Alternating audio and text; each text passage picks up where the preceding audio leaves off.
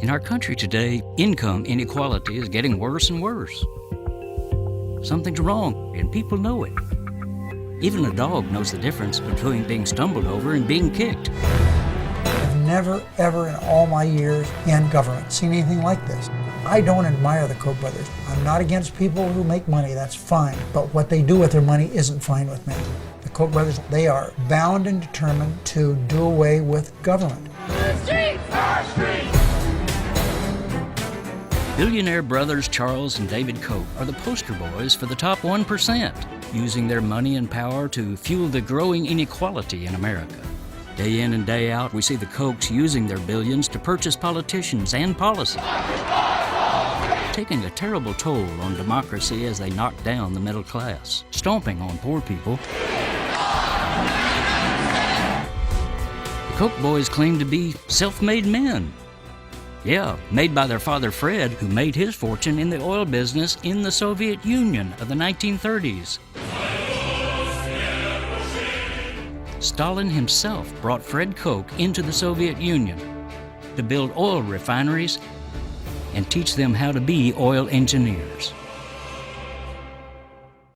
Fred Koch came back to the United States after taking money from the Soviet Union and used that money to start his own oil empire and accumulated millions in a short time.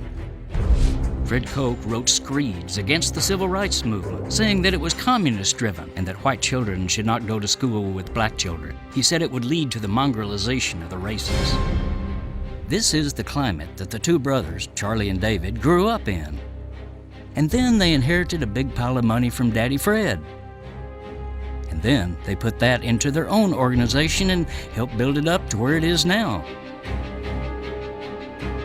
An enterprise that, so far, has put over $100 billion in the two Koch boys' pockets. Koch Industries is the second largest privately held corporation in the country. They have holdings that range from oil and gas to paper products, forestry, consumer goods, plastics, and ranching. And the most important thing is not that they have wealth, it's what they're using that wealth to do, to run roughshod over the American people. Koch Industries is filthy, one of the top 15 polluters in our country, responsible for up to 300 oil spills. They paid over $100 million in fines and legal settlements, and a federal jury found that Koch Industries stole oil from American Indian lands, which their younger brother, Bill, blew the whistle on. Koch Industries has a philosophy that profits are above everything else. The Koch brothers are trying to buy America. Over the years, the Koch brothers have spent over $80 million on at least 85 organizations to serve their agenda. The Kochs have set the stage by building an ever-growing right-wing presence called Kochtopus. Through this vast network, scripts are written. We instituted a photo ID requirement for every voter. Actors are cast. Regulate CO2 under the Clean Air Act is wrong and should not be allowed to stand. And the show is played out on a national stage. But if the curtain is pulled back, we discover that the production is all under the direction of the Koch brothers. $10,000 to the Pacific Legal Foundation. $20,000 to Representative Fred Upton, chairman of the House Energy and Commerce Committee. Over $10,000 to Republican Senator Ron Johnson of Wisconsin. $9,000 to Republican Representative Paul Ryan. $35,000 to House Speaker John Boehner. $250,000 attacking the economic stimulus. $250,000 on negative ads in the 2012 campaign. $23,000 to over $2 million to the Institute the Republican for Governors Association. $3.5 million on a promoting nationwide term campaign. limit legislation. Pro business over $1 million. $2.5 million. $3.4 million on the $8 million. $1.4 million on 80% Libertarian vice presidential campaign. $8.7 million. $7.9 million to start citizens. The Libertarian, $14.2 million. 2012 election cycle, $400 million. They are interested in using the money they make to buy a political system that allows them to become dominant players in the shaping of the country.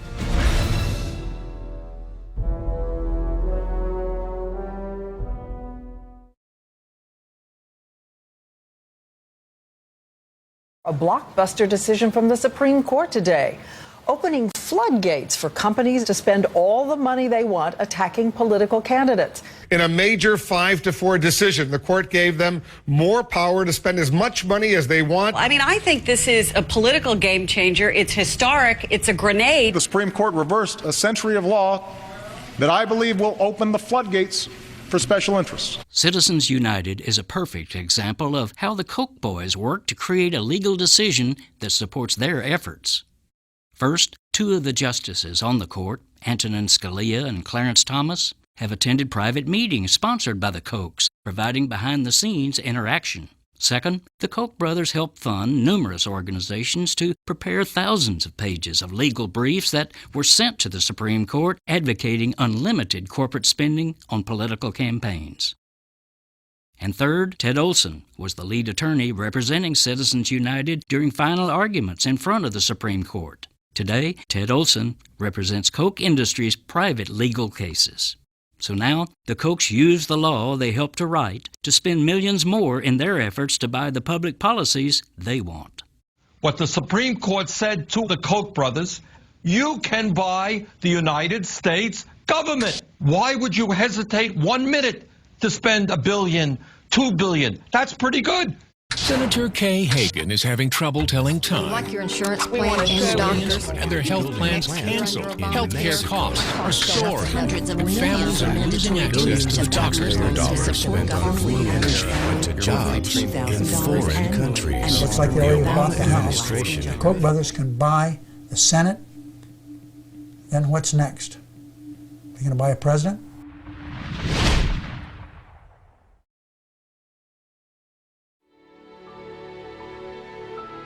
In terms of academic achievement, Wake County is a nationally recognized school system.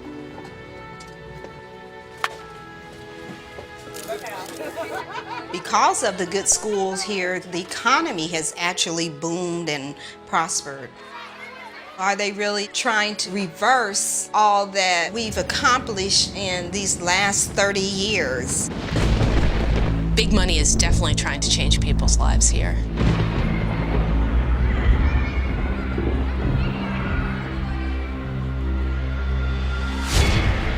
Koch brothers are fabulously wealthy billionaire oil barons. Free enterprise, capitalism is alive and well. It does appear that the conservative think tanks and foundations are eager to move back to an earlier time in terms of the way we run schools. And they're definitely pushing an agenda to resegregating the schools, but there's also a real push towards privatization. The Koch brothers, of course, have a national libertarian agenda, and they have brought it to Wake County by means of the school board elections, and they want to destroy, really, the model of equal schools, equal opportunity for every child. It has also sparked this protest right in front of the Wake County School Administration building. They do not like a large public school system, and they were determined to take it apart as quickly as they could. The Wake County School Board threatens to turn back the clocks to an era of segregation. We must stand up and fight back.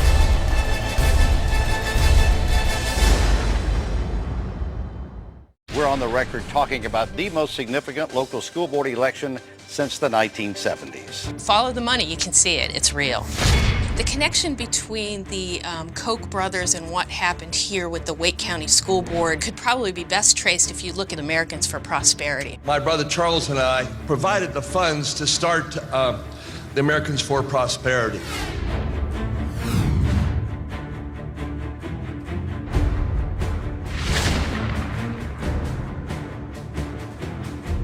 Americans for Prosperity, they were gunning for the diversity policy all along. The future of the Wake County school system is on the line. In just a few weeks, 4 of those school board seats are up for grabs. The Koch brothers didn't put money directly into the Wake school board elections, but indirectly, Americans for Prosperity helped the school board candidates on their agenda. It's beyond my wildest dreams how AFP has grown. It was the Americans for Prosperity and the Koch brothers. They were like in The Wizard of Oz, the Oz behind the scene, pulling levers and making things happen. I really had no idea.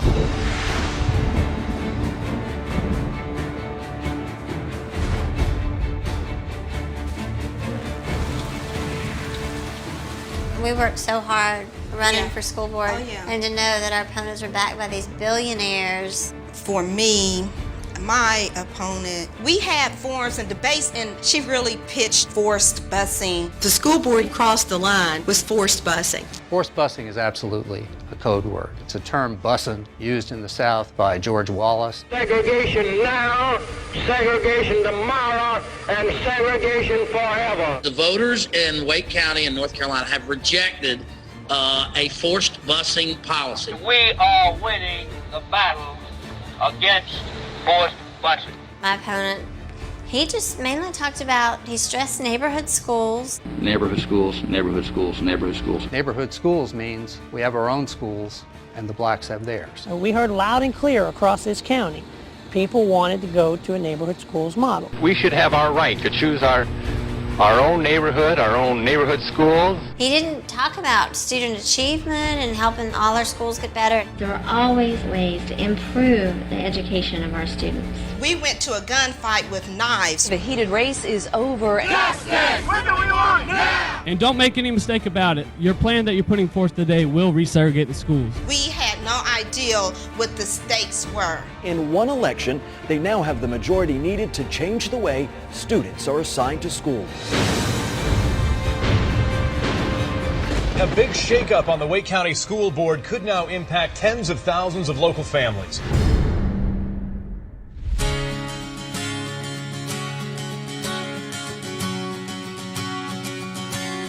People have not really taken the time to listen to the students who are actually in these programs.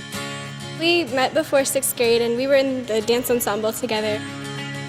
We consider each other twin sisters. If it hadn't been for the diverse school system, I don't think we really would have had a chance to become such close friends. This pretty much describes my education since kindergarten. This is diversity. When you walk in our classroom and you see the different types of students and the different people, this picture really does represent what it actually is. Moses, come on, it's time to get up. Let's get started. Robert, let's go. Y'all come on and let's go. We got to get ready. We want to make sure that they get the best education that public money can buy. Well, oh, there you go. One down. With that idea, we've been able to make sure that they are receiving advanced classes. The school board has started the process of phasing out the busing for diversity policy. They're moving so quickly with what they want to do. We're not going anywhere. It happens so fast, and they're going to continue. The more they have in power, they're going to change the rules, the laws, whatever they can. I think you'll find that the student voice has kind of been lost through this whole process. Let's go. The Koch brothers and America for prosperity, and that ideology is very simple. What they're actually trying to do is dismantle the whole public school system. If this policy goes through, the schools will become segregated. I don't believe the courses, they will not have opportunities to take the advanced courses. That's critical that they have opportunities, resources, so that they can become a productive citizen.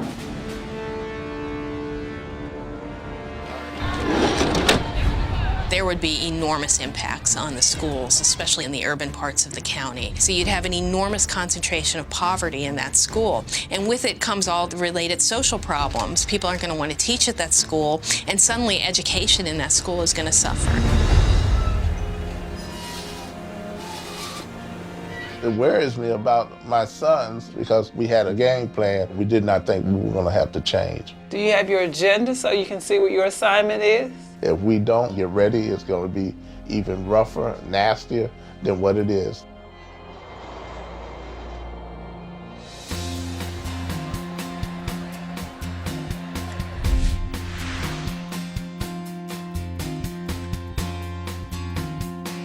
I am a part of the first group of students moved. I strongly feel that it's racism. I strongly feel that it's segregation. And it was all by surprise, all on short notice. I've lost my communication with the teachers, relationships with the students. I'm just disconnected right now. The school board's decision to do segregation has really made it difficult for students like me to adjust and kind of grow. What happened here really woke people up. Battle lines are drawn for the issue of diversity in the Wake County schools. There was a tremendous outcry over what the school board was doing and tremendous resistance to moving backwards. People got really riled up and pushed back hard. Education is under attack. There were enormous protests at the school board meetings. We say no to Jim Crow. People were arrested. We're heading down a rabbit hole, and we're getting so far down that rabbit hole, there's not going to be a way to get out of it. The local NAACP filed a civil rights complaint with the federal government. Fight we will for the future of our children. They also filed a complaint with the accreditation agency. We don't want to be left out of this decision because we're the ones going to school.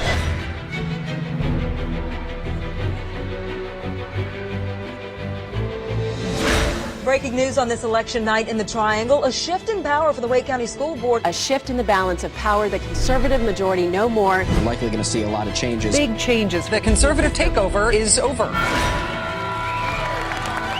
This election was a rejection of the brand of politics that the Koch brothers stand for. The celebration continues. Koch brothers, Americans for Prosperity, they brought in Tony Tata. Superintendent Tata was fired. To the Koch brothers, why don't you just leave? Leave us alone. Leave our children alone. As far as the school board in Wake County is concerned, the Koch brothers, they are an unpleasant memory. They failed. Things have calmed down. We have the school system back that we were always proud of.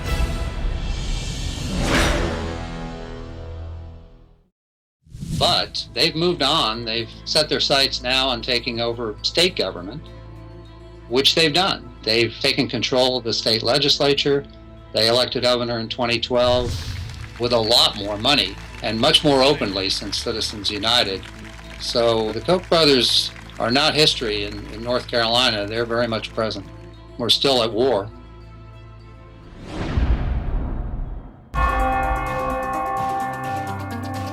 The Koch brothers have been very clever at designing their grant agreements with universities in such a way that they will exercise maximal control and influence on campus. Many of these grants come with very significant strings attached. They have very clear stipulations that give the Koch brothers excessive control over various aspects of the university's internal affairs.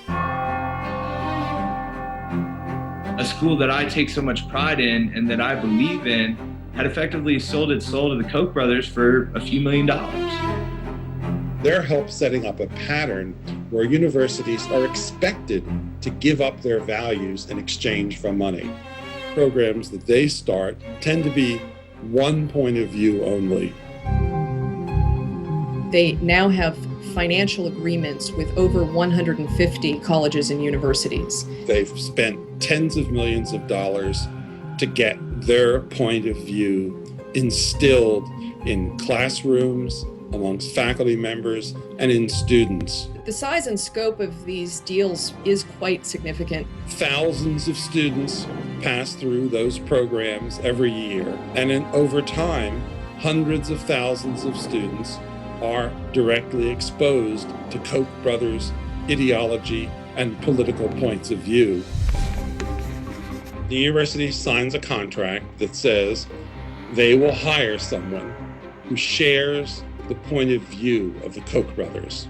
They have an immense amount of influence over who those professors are and what they teach and what they publish and what research they do and what they say in the classroom. We depend on universities to provide a kind of knowledge that is not owned or bought or sold. Since the Renaissance, we've had academics who do research independently, and we learn as a society from them. What the Koch brothers have done is strip that segment of society in a way so as to promote their own ideological agenda. This is a major threat to the country. The Catholic University of America, founded to serve this purpose, to be the national university of the Catholic Church.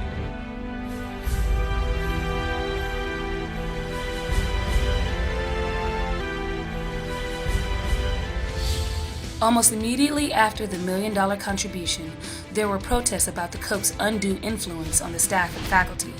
50 prominent Catholic educators signed a petition calling for the university to refuse the money, saying the Koch's philosophy directly contradicted Catholic teaching. But the Koch brothers continue to contribute with strings attached to colleges and universities. This is a major threat to our way of life. They are trying to use their money to influence the flow of American democracy.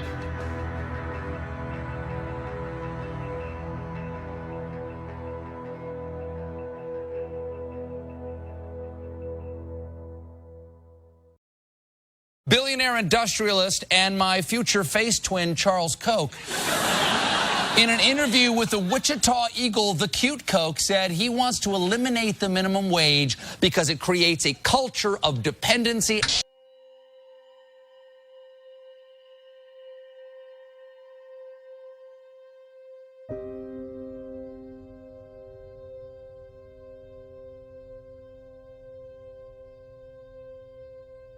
I'm living off of minimum wage. And a big hug, big hug.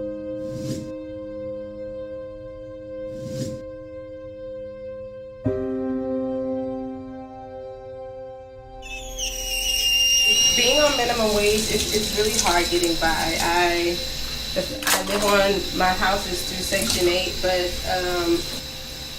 I can't afford to find anything extra or anything better. It's really hard trying to get by. I think the fact that the Koch brothers are trying to take away minimum wage is ridiculous.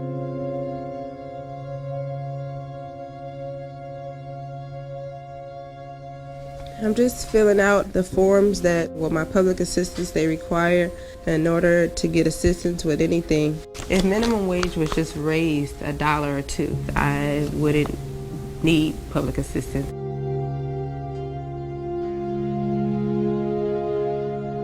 $13 million a day sounds wonderful, and I couldn't imagine anybody making that much, even being concerned with somebody making minimum wage. It just doesn't make sense to me how they could even consider taking it away or lowering it. If anything, I think they'd be giving back and helping us. When you share together, the fun just never ends. The end.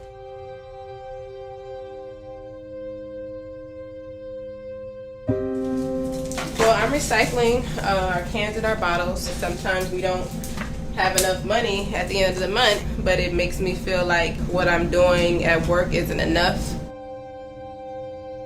I'm just a step closer to being homeless.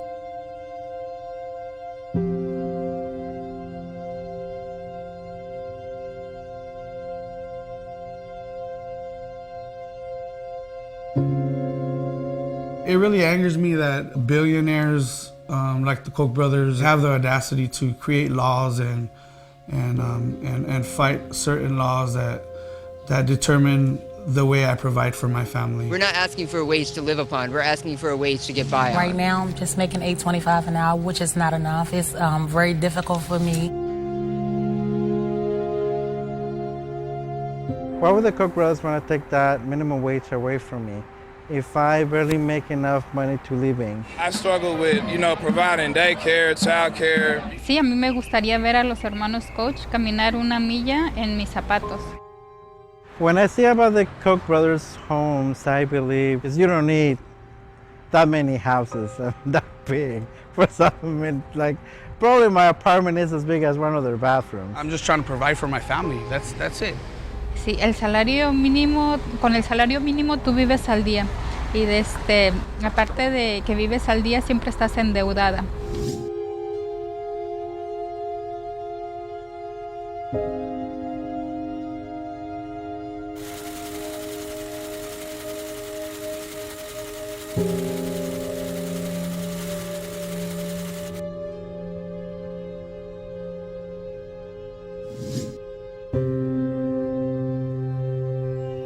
The Koch brothers, they're doing wrong by, that's a great sin, is greed.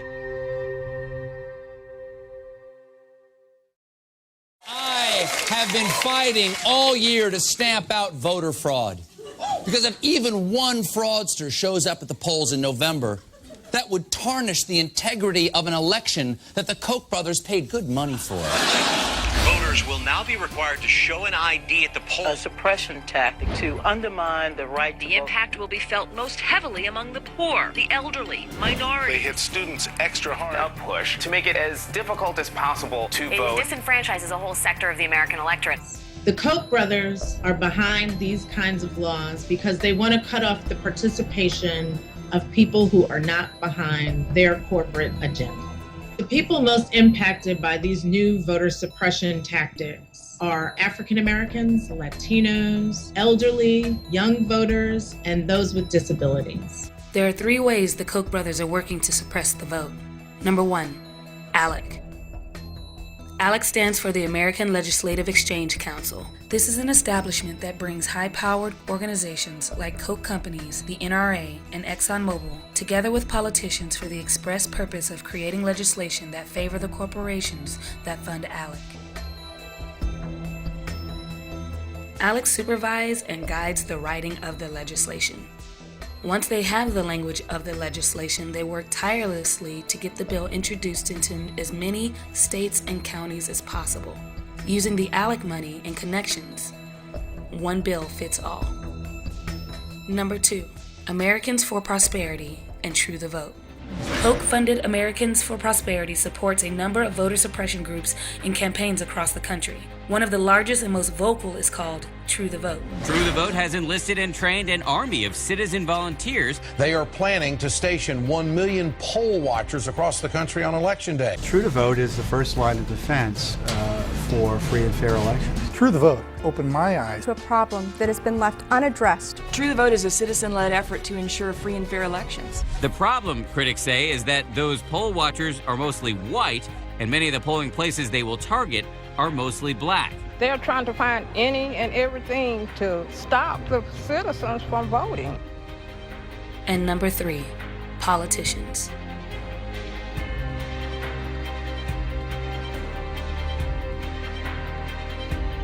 Protecting the integrity of each and every vote cast in the state. This voter ID bill, including voter ID. Voter ID. Common sense voter ID law. Get those IDs in people's hands. Photo ID requirement for every voter. These kinds of efforts are reminiscent of a much darker period in American history, when there were efforts to prohibit people from voting, particularly in the segregated South. This is the resurrection of those voter suppression efforts, and there certainly hasn't been this kind of money or this kind of organization behind them in a very long time. First at Kennedy, that's when I started voting. And then from then on, I've always voted. I'm gonna miss this one though, because I don't have nothing to, I don't have any ID. Somebody stole my pocketbook. Her purse was stolen 8 years ago, along with her birth certificate, and she says she can't get an ID. It's just such a kick in the teeth to old people, particularly, who have been voting as long as, or darn near as long as I have. There is a glitch on my birth certificate. I did register almost immediately upon my 21st birthday. That was 59 years ago. I have voted in every single election since then. I would have considerable difficulty getting a state-issued ID, and I would like to continue voting. I think it's my right. They told me at the voter registration office I had to bring in proof of my disability check, proof of my Social Security check, and proof of my handicap ID card. Why do I have to bring this? I never needed it before. The notion that we need this to prevent voter fraud isn't a good faith mistake, it's a lie. It is a way of disenfranchisement of certain segments of our society. This is a poll tax. This is requiring people to pay money to cast a ballot. And I don't think we want that in this country. Born at home in the segregated South, she's never had a birth certificate. My grandmother, she insisted, never miss a voting day. I won't have no rights if I can't vote. 93-year-old Viviette Applewhite is the lead plaintiff in the ACLU's case over the voter ID law. I think it's a terrible law to make people not be able to vote because they don't have a piece of paper say ID on it. January 2014. a judge ruled that the Pennsylvania voter ID law is unconstitutional, which means that Viviette Applewhite is eligible to vote. Be able to vote. This is all I want to do, is be able to vote. The brothers and their allies are going to spend millions of dollars in these efforts. Citizens who believe in voting and democracy must fight back in all possible ways. Viviette Applewhite was able to hold on to her long-held right to vote because she fought back against the Koch brothers' suppression laws. Joy Lieberman in Missouri also took the issue to court and won. Alberta Curry preserved her record of voting rights of over 50 years because she refused to let her rights be stolen by the bogus voter ID laws backed by the Koch brothers. The reason that you target somebody's voting rights is it makes it easier to take away the rest of their rights. You come for that first, and the whole house of cards starts to fall. Why is voting important to me? Because it gives you equal right to do things. That's why it's important.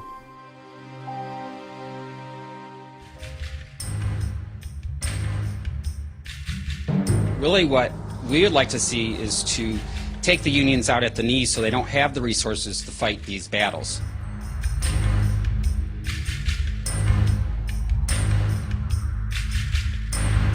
This is a coordinated effort where you have ALEC and Americans for Prosperity, the Koch brothers and their allies spending millions and millions and millions of dollars to fight unions and to take this country backwards. The Koch brothers want to eliminate the ability for working folk to have power at either the ballot box or the bargaining table, so they try to eliminate trade unions.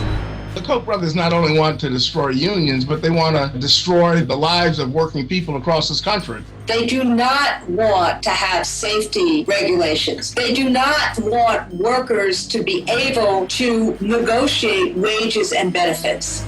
They're attacking unions because they know that we stand in their way, and that we're going to continue to stand in their way, and that's why they're coming after us in state after state after state. There have been reports that the Koch brothers are exceeding the spending of the 10 most politically active unions. They are behind introducing legislation which rob public sector workers of collective bargaining, right to work initiatives where they are trying to convince folks that it's better to live in a union-free environment. What they've done is they've hurt a lot of working people who used to have decent wages who no longer have decent wages. The legislation says we shouldn't allow unelected bureaucrats to that dictate workers should have the right to decide whether they want to be part of a union or not. Forcing workers to pay union dues. To not have to pay union dues in order to get a job. People have to join a union in order to get employment. To choose whether or not to join a union. Groundswell of support for right to work. Union bosses run a well-greased political machine. And raising employers' labor costs. The labor movement is one of the most important voices for justice in this country. Unions take away your right to choose where your money goes. Being middle class nowadays means we have to work harder, more hours for less pay. Kids, you can be the union boss. Spend forced dues on politicians and eliminate the right to vote. The only way that you're going to be able to exercise power, it would be through collective action. Workers' rights! Workers' rights! And now we turn to that showdown raging in the heartland. Thousands of union members taking to the streets. When the Koch brothers put all that money into Michigan here, they financed this thing. We are one! We are one! Union members from all across the Commonwealth have gathered here in Harrisburg. These workers see it as union destruction. The people who've been making all the money, they want what little we have left. Right to work is wrong! We want to take care of our children the way a working family is supposed to. Destroying what we have done and busting unions, and that is not right. Out-of-state billionaires is trying to damage the working people, and it's ridiculous. We need to shine a light on who the Koch brothers are and what their motives are. This threat is real. These folks are trying to buy our country, and we can't let that happen.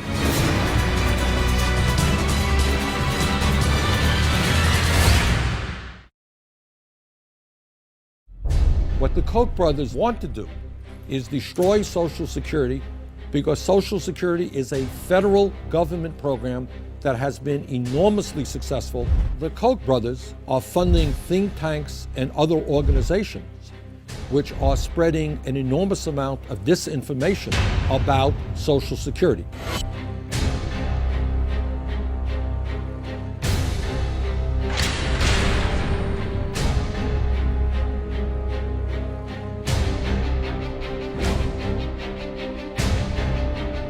Raising the age of retirement is to ask people who are banging nails or waitresses or so many blue-collar jobs out there that you got to keep working until you're 70 years of age. That's just really unfair. Second of all, we want to give the younger generation an opportunity to get out into the workforce. The Koch brothers fund organizations, and you have economists and political scientists working there. And they are very, very good in getting on television. Raising the retirement age. I would increase the retirement age. So we'll probably have to increase the retirement age. We're probably going to have to raise the retirement age. And people will not know they represent an organization which is heavily funded by corporate interests. They are very effective in getting their positions out into the media. Should Congress raise the retirement age? If you raise the retirement age. Well, raise the retirement age. Let's consider the options. Let's raise the age. Raising the retirement age to 69. At the same time, the Koch brothers are putting huge amounts of money into campaign contributions. Very modest increases in the retirement age. And eventually getting the retirement age to 70 is a step that needs to be taken. The age on Social Security will have to go up. So you have an echo chamber which starts repeating a lot of misinformation.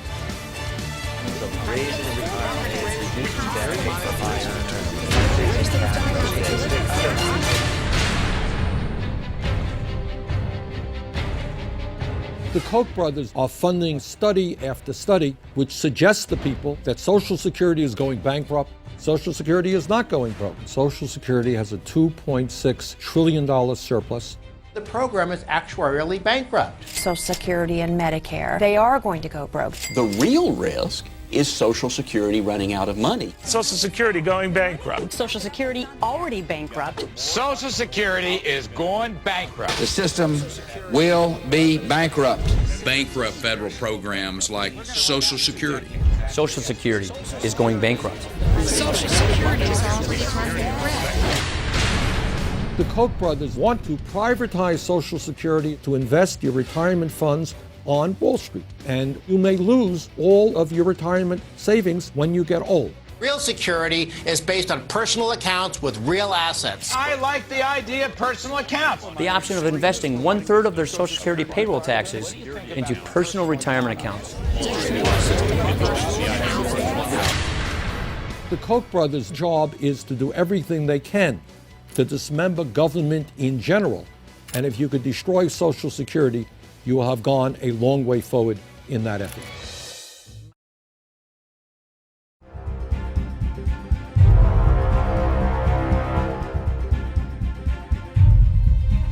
The Koch brothers are big oil personified, and they're carbon barons. They make most of their money running pipelines around the continent.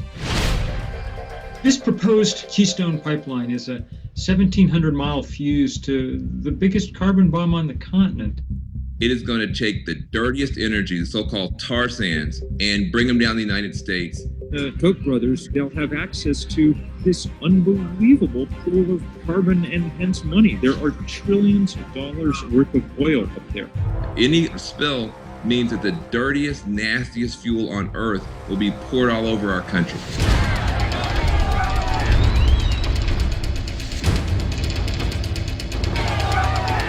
Over 10,000 protesters surrounded the White House Sunday, calling on President Obama to reject the proposed Keystone XL tar sands oil pipeline. When we say tar sands, you say shut down tar sands. Shut down. Tar sands. Shut down. Yeah. We're never going to have enough money to compete with the Koch brothers. We're going to have to find other currencies to use, and sometimes it's our bodies. Over 2 weeks in Washington, 1,253 people got arrested. That was the largest civil disobedience action in about 30 years in this country. I myself was arrested on the first day of this protest and spent the next 3 days in Central Cell Block in D.C. We played the game as hard as we could, making it clear to President Obama that there were people all over the country really deeply concerned about this. And in the end, that was enough to outweigh the financial power of the Koch brothers and the rest of the oil industry.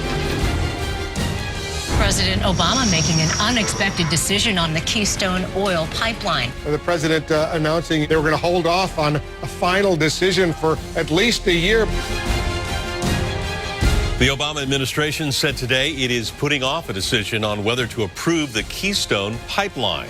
The Koch brothers will scrape the bottom of the barrel with the tar sands. That is the dirtiest fuel on the planet. There's no limit to the number of communities and families they will hurt to make their money off dirty energy.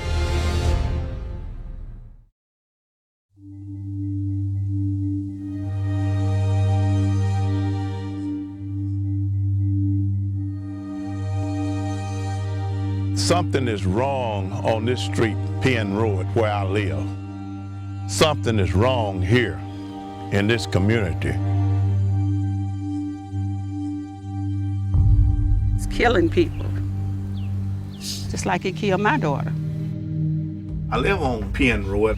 People call me Mr. Bowie because I'm a minister. I pastored church for 22 years in this area. I'm a reserve deputy sheriff, and I'm a senior citizen. This house is Mr. Warfield Gibbs. His wife, Bobby Sue Gibbs, passed away with multi-cancers a few years ago. I have to do this 3 to 4 times a day. This house here belongs to Mr. George Parker and it's Miss Ollie Parker. Both of them was taken out by cancer. My husband died of lung cancer, and I am having breathing problems. Mr. Tom Perkins and his wife, they live here. Mr. Tom Perkins is deceased now. He had multi-cancers. We have 15 homes in this area, and maybe 11 people has died or more with cancer, and that's unreal. What's going on here is a crime. It's just a waste. My daughter Letitia died at 43. She grew up in the neighborhood. She had a husband, a devoted husband. She had children that she really and truly loved, and I think that she died too young. She was a non-smoker. She was not a drinker, and she got lung cancer. And you know, you'll wonder where did it come from? These people are sick, they're dying. This is inexcusable. That's murderous.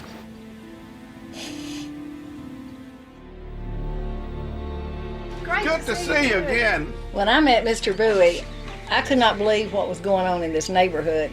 I think it has to do with our environment, what we smell, what we inhale. We were deer hunting in the back, and we noticed that there was such a strong odor back there. The smell was so strong and so bad. It was awful. They have cut this huge channel, and it's like an open sewer line. This is where the smell is coming from. You can see the steam coming from this stuff. And at times it gets so bad, it's like a big cloud. And it gets up in the warm air, and it flows right over the trees where our property is. It causes the throat to be sore, eyes to hurt, nose, and it's hard to breathe in. The first time that I came here, I saw the color of the water. It was like an epiphany. This right here, it's private property, but if you could follow it in a straight line, you would be at Georgia Pacific's plant owned by Koch Industries. It's pitiful that Koch allowed this kind of a stuff to be dumped, just dumped. Once I saw this, I knew Koch Industries were the culprits. They know that these people are sick. Koch Industries, Georgia Pacific, they employ thousands of people here in Crossett. And it's hard to come up against a company that employs so many people. The neighborhood of Penn Row is at ground zero. Right through these woods are these ditches carrying these various types of pollutions from the Georgia Pacific plant. And that industrial process includes the use and discharges to the air and into the water of a lot of nasty chemicals.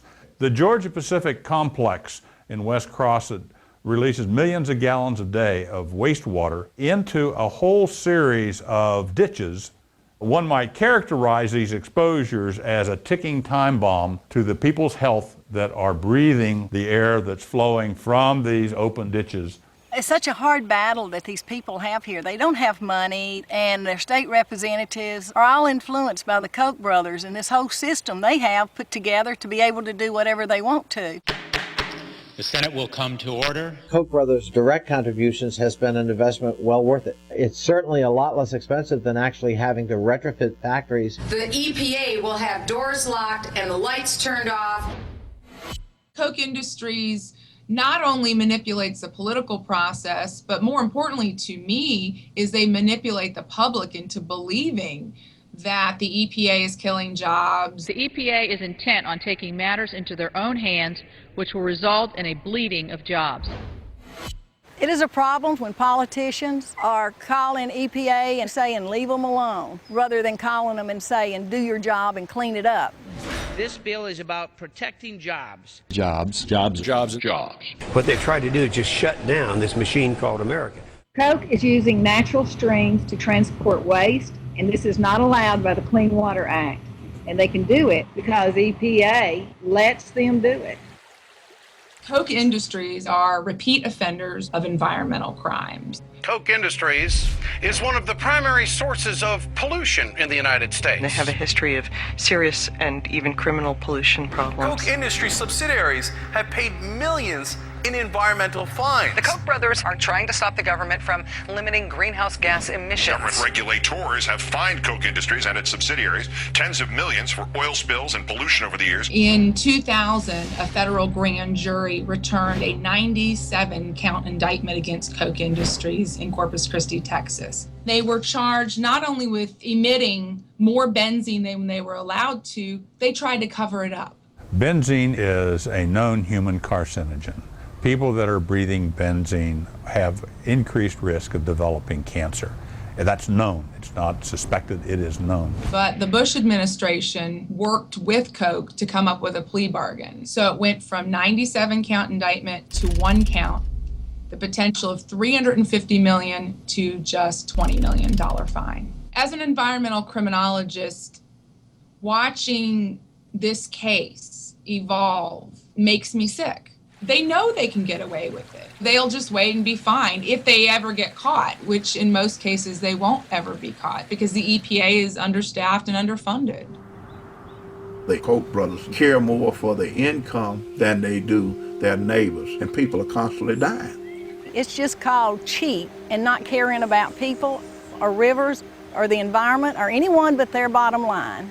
David Koch, he can stop this, just as he donates millions of dollars to try to find a cure for cancer. It began 16 years ago when I discovered that I had prostate cancer and that I had not long to live. What kind of man is David if he has cancer and put all his money into research and then he's dumping in our backyard? Today my cancer is very much under control, and my doctor advises me that I have many more years to live. He was able to buy good medicine, to see the best doctors. The fact that this magnificent research facility has been named after me is probably the greatest honor I've ever been awarded. With David Koch, knowing that he has been right there where we, the people of this community, are now. And when you look around you and see people dying every day, then that's shocking to us. I've lived here for 39 years. My husband died of lung cancer, and I am having breathing problems, and I feel that I might eventually have lung problems. The Koch brothers, I'm reaching out, hoping and asking them to fix this problem, because we need help here. In the Old West, they called it being outgunned. They're outgunned by the Koch brothers. So I feel like their only hope is to make people realize what's happening here. If I could talk to Koch brothers face to face, I just really believe I'm dying now. You know, just a slow death, what it is. The Koch brothers are killing me and my family. I feel that Georgia Pacific and Koch is responsible for my daughter's death, This is inexcusable, and something's got to be done about it.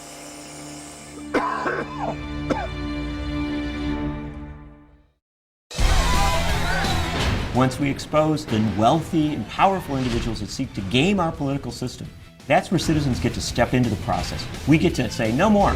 Bad enough that we have to fight the Koch brothers in terms of what they're doing to our planet. We shouldn't have to fight with them also about what they're doing to our democracy. Stop the Koch brothers! The big losers are those that don't have the resources being deployed by Koch. At the end of the day, this is a battle of wills. It's a battle between the Koch brothers, very organized money, and people. We can change our politics. It won't be easy. It wasn't easy to take on the robber barons 100 years ago. Once we expose Koch brothers, that unlocks the door. People can beat money, but only if we decide to link up and to organize. Money in our political process produces undue influence, absolutely. We're not going to be bought and paid for by the Koch brothers.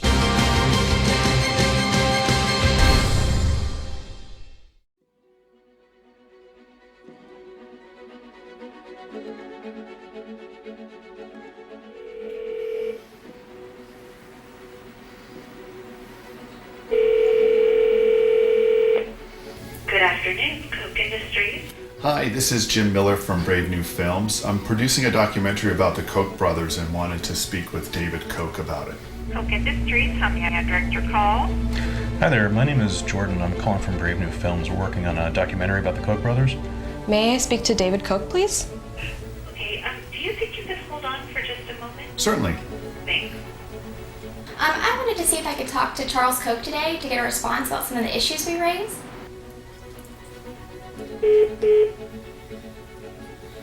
Just hoping I could get in touch with somebody or to Charles Koch directly to see if we can get their comment on a couple of things we raised in the film. He's unavailable. You know, I'm not allowed to do that, no. 1 moment, please. Let me connect you let me put you on hold and see if this lady is available. 1 moment, please. Okay.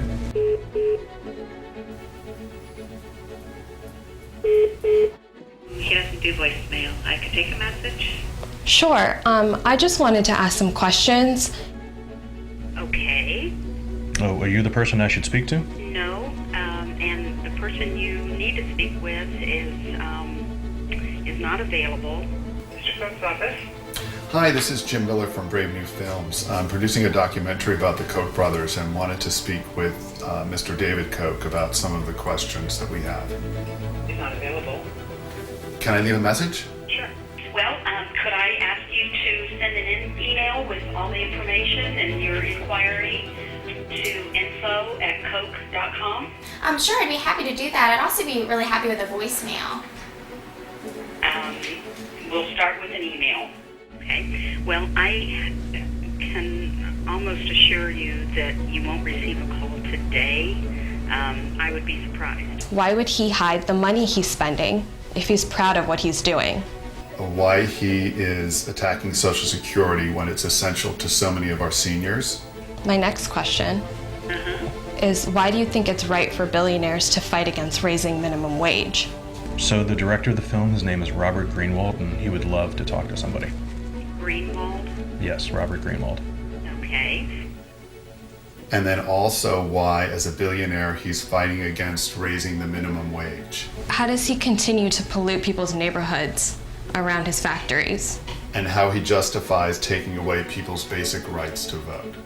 Okay, well, I just want to make sure that we can get some answers. We're going to go public next week, and I want him to really have a chance to talk to us. We'd like to send him the documentary that we're working on.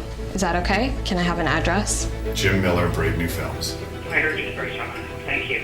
Have a good day.